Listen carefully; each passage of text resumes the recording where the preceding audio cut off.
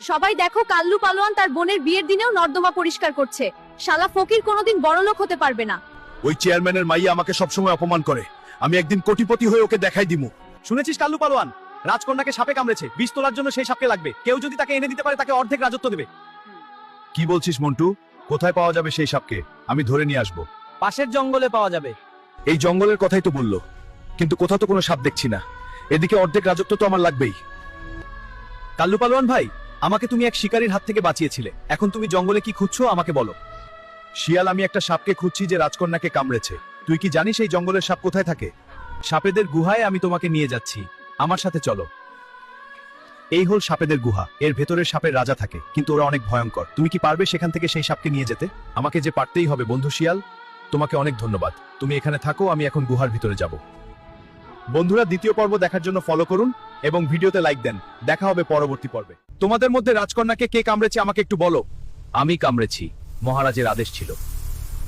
সর্পরাজ মশাই, দয়া করে কালনাগিনীকে একটু আমার সাথে পাঠান। রাজকন্যার বিষ তুলে নিয়ে তাকে বাঁচাতে হবে। না, এটা অসম্ভব। ওই রাজা শিকারে এসে আমার কন্যাকে গুলি করে হত্যা করেছে, এজন্য আমি তার প্রতিশোধ নিয়েছি। আমি যেভাবে হোক কালনাগিনীকে এখান থেকে নিয়ে যাব। সৈনিকরা, এই মানব সন্তানকে সবাই মিলে ছিঁড়ে খাও।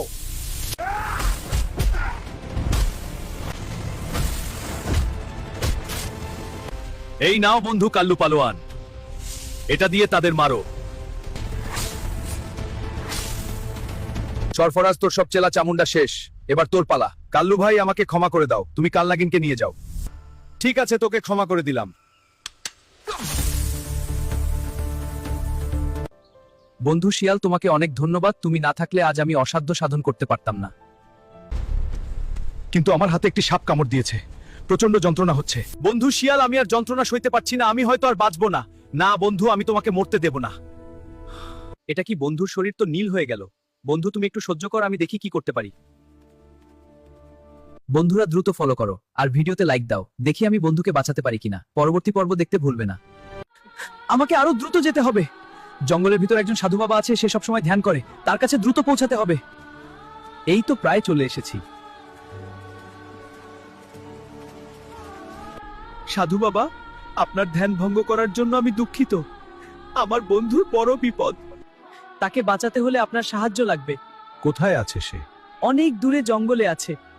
ঠিক আছে, শান্ত হও, এত দূরে তো হেঁটে যাওয়া যায় না। আমার পঙ্খিরাজকে ডাকছি। পঙ্খিরাজ, শিয়াল সঠিক জায়গায় গিয়ে বলবে, সেখানে আমরা নামবো। আচ্ছা ঠিক আছে বাবা। শিয়াল, তোমার বন্ধুর নাম কি? ওর নাম কাল্লু পালোয়ান, সে খুব সরল মানুষ। সে একবার আমার জীবন বাঁচিয়েছিল। আচ্ছা ঠিক আছে, চলো দেখি। সাধু বাবা, আমরা চলে এসেছি, এখানে নামুন। পঙ্খিরাজ, এখানে নামো।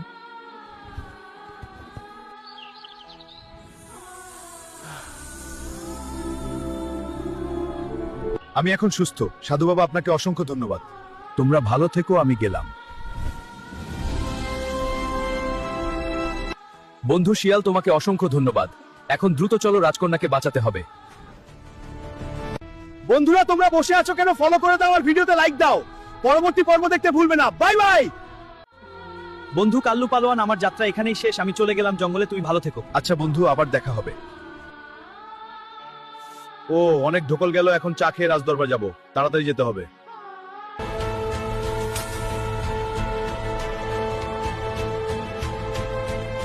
রাজামশাই, আমি এসেছি কালনাগিনকে ধরে নিয়ে।